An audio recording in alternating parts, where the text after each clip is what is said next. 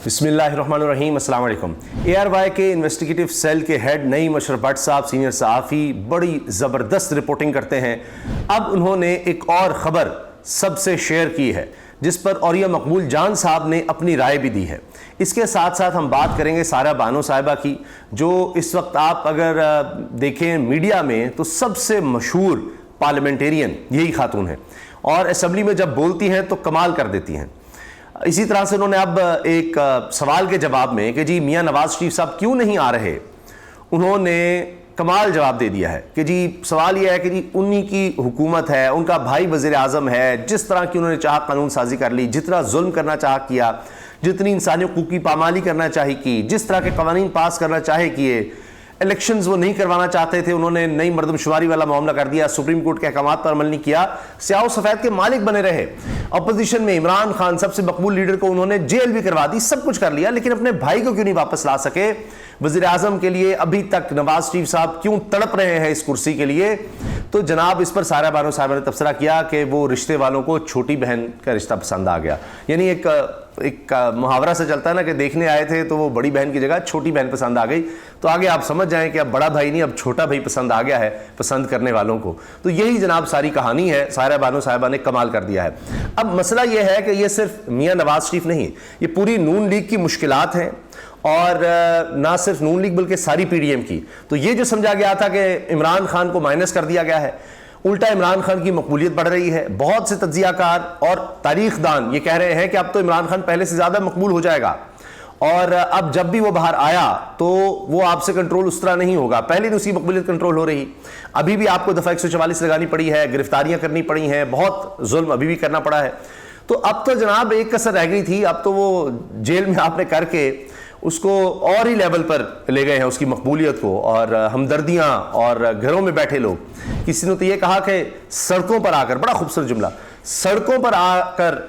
एहतजाज अगर लोग करते ज़्यादा बेहतर था, बजाय इसके कि घरों में लोग नफरतें पाल रहे हैं। यानी घरों में बैठे लोगों के दिलों में जो नफरत आपके खिलाफ पैदा हो रही है, उससे बेहतर था कि आप लोगों को एहतजाज करने देते। ये बड़ा खूबसूरत जुमला है। तो जनाब ये बज़ाहिर जीत कर भी सब कुछ हार गई है PDM की हुकूमत।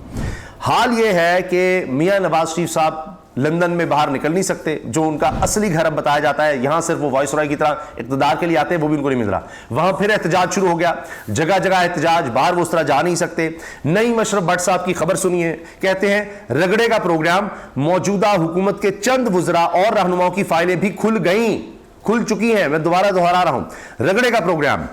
मौजूदा हुकूमत के चंद वज़रा और रहनुमाओं की फाइलें भी खुल गई और इत्तेहादियों को बताया गया है निगरान दौर में हमारा एहतसाब हो सकता है। इत्तेहादियों को बता दीजिए हमारी बारी भी आ सकती है। एहतसाब के इदारों ने कुछ पुराने और चंद नए केसेस की छानबीन शुरू कर दी। ज्यादातर केसेस नवाज शरीफ के करीबी साथियों के और शहबाज शरीफ के प्यारों पर हल्का हाथ होने का इम्कान। अब ये हल्का हाथ है, मैं बताया ना, छोटी बेटी पसंद आ गई वो, या छोटी बहन पसंद आ गई, वो वाला किस्सा है। मगर स्क्रूटनी हो रही है। बाज लोग कह रहे हैं जी इसलिए भी होगा कि दिखाने के लिए, बैलेंस करने के लिए कि जी ये कोई सिर्फ इमरान खान नहीं, ये सबके खिलाफ ही हो रहा है, ये भी करने के लिए हो सकता है। लेकिन यह है कि इनकी मुश्किलात हमें होती नजर आ रही हैं, इनके लिए कोई इतनी आसानियां नहीं है। अवाम का गम गुस्सा बढ़ रहा है। 15 रुपए किलो आटे में इजाफा हो गया है, हर चीज की कीमत बढ़ रही है। बिजली के बिल जो आए हैं लोगों की चीखें निकलवा दी हैं। आगे क्या बनेगा? और जो टैक्स इकट्ठा कर रहा था उस पर भी एक धचका लगा है कि जनाब FBR ने कहा है वो जो यानी प्राइसेस थी इमूवेबल प्रॉपर्टी की, उसका जो नया उन्होंने वैल्यूएशन करनी थी वो भी अभी फिलहाल सितंबर तक मुलतवी कर दी। उसके मुताबिक टैक्स भी लेना था, तो रियल एस्टेट का तो उन्होंने पहले ही कह दिया। अब आप ये देखिए कि लोग क्या बात कर रहे हैं। डॉन का एडिटोरियल देखिए, जाहिद किशकोरी साहब सीनियर सहाफ़ी, उन्होंने भी शेयर किया है। डॉन का एडिटोरियल कहता है कि इसमें कोई सरप्राइज नहीं है जो इमरान खान के साथ हुआ, ये होना ही था, लेकिन जिस अंदाज से हुआ है ये बड़ा अजीब और भोंडा अंदाज था। और सबको पता है कि ये केस जिस तरह से बनाया गया, चलाया गया, और जो मैक्सिमम पनिशमेंट हो सकती थी, सजा हो सकती थी इस केस में, वो इमरान खान को दी गई, जिस अंदाज से दी गई, सब इसको नहीं मान रहे। तो ये कहीं ना कहीं फारिग हो जाएगा। और ये बात साबित होती है कि जो शख्स अवामी लीडर हो उसको आप जो मर्जी कर ले, जैसा मर्जी हथकंडा आजमा ले, आप उसको सिर्फ एक ही तरीके से माइनस कर सकते हैं, वो है कॉन्स्टिट्यूएंसी, लोगों के जरिए। लोग उसको हटाएं तो हटाएं, आप जितना उसको दबाएंगे उतना मकबूल होगा। ये डॉन का एडिटोरियल है। तो इसमें जनाब एक बात जो जुमला है اس میں یہ کہا گیا ہے ڈان میں کہ جی کئی مہینوں کی رپورٹنگ توشہ خانہ کے حوالے سے اور اس کے ریکارڈ دیکھ کر اندازہ ہوتا ہے کہ جو سٹینڈرڈ سیٹ کیا گیا عمران خان کے لیے اب اس میں اگر گزارا جائے گا باقی لیڈرز کو تو کوئی نہیں بچ سکے گا، کیونکہ اتنا سخت سٹینڈرڈ کہ جی یہ کالم میں فلاں چیز کیوں نہیں لکھی، ساری چیزیں ایک ہی کالم میں کیوں لکھ دیں، اچھا رقم کیوں لکھی ہے، چیزیں کیوں نہیں لکھی، اس بنیاد پر اگر آپ نے عمران خان کو 3 سال کی سزا دے دی ہے تو یہاں تو لوگ گاڑیاں بیچ کر، ڈکار بھی نہیں مارے انہوں نے، گاڑیاں بیچ دیں اور گھڑیاں، ہار، پتہ نہیں کیا کچھ بیچا ہوا ہے، اور جن کا نام آ رہا ہے ایک نگران وزیر اعظم کے لیے شاہد خان عباسی، انہوں نے تو کچھ نہیں چھوڑا نا، انہوں نے بھی تو جناب ہار بیچے اور سب کا، تو یہ تو عمران خان صاحب تو اس لحاظ سے سب سے کم چیزوں میں ہوں گے، سب سے صاف شفاف انداز سے ڈکلیئر کیا ہوگا، مس ڈیکلیریشن ہے کہ صحیح طرح ڈکلیئر کیا، اس پر آپ نے سزا دے دی ہے، باقی تو لے اڑے ہیں سب کچھ، اور یہ کہ 50% انہوں نے قیمت کر کے لیا، باقیوں نے تو جناب کسی نے 15%، کسی نے 20%، تو یہ تو حال رہا ہے۔ اچھا اس کے ساتھ افتخار شیرازی سینئر صحافی، یہ جناب کرنٹ افیئرز کا شو بھی ہوسٹ کرتے ہیں ڈان پر، بیورو چیف ڈان نیوز ہیں اسلام آباد، اور اس کے علاوہ سما ٹی وی دیگر پہ کام کیا ہے، لکھتے ہیں جی 1979 یعنی 1979 میں ذوالفقار علی بھٹو کے خلاف تحریک چلانے والی 9 جماعتوں کے رہنماؤں کا خیال تھا کہ بھٹو حکومت کا تختہ الٹنے کے بعد ان کے اقتدار کی راہ ہموار ہو گئی، لیکن تاریخ گواہ ہے ان میں سے کسی ایک رہنما کو بھی وزارت عظمیٰ کی کرسی نصیب نہ ہوئی، لیکن تاریخ سے ہم نے کب سبق سیکھا ہے۔ اب اس سے اندازہ ہوتا ہے، آپ یہ دیکھیے کہ جناب کس طرح یہ جو جماعتیں ہیں یہ بھی اشارہ ہے کہ ان کو بھی کچھ نہیں ملنا، اور جو بھی بندہ بنے گا اس نے کسی اور کا بندہ بن کے رہنا ہے، تو ان کی باری آ سکتی ہے، ان کے ہاتھ کچھ نہیں آنا، یہ سمجھ رہے ہیں جی عمران خان مائنس ہو گیا، ہم نے جناب الیکشن اور ڈیلے کر دی مردم شماری کا کام، تو کب تک ڈیلے ہوں گے کچھ نہیں کہا جا سکتا۔ تو لہٰذا اسی بات کو دیکھتے ہوئے اب جو لوگ ان کے ساتھ رہے، جو اس بنیاد پر کہ جناب ان میں کچھ جمہوری طور پر کوئی حیا شرم ہوگی، وہ بھی اب کہہ رہے ہیں، مصطفی نواز کھوکھر صاحب کہہ رہے ہیں نون لیگ اور پی پی پی والے اب کس منہ سے جمہوریت کے بھاشن دیں گے، اور انہوں نے جناب کہا کہ جس طرح انہوں نے مردم شماری، نئی مردم شماری پر نوٹیفیکیشن کر کے اب الیکشن کو ڈیلے کروایا ہے تو اب انتخابات ملتوی کرنے کا جواز پیدا ہو گیا ہے۔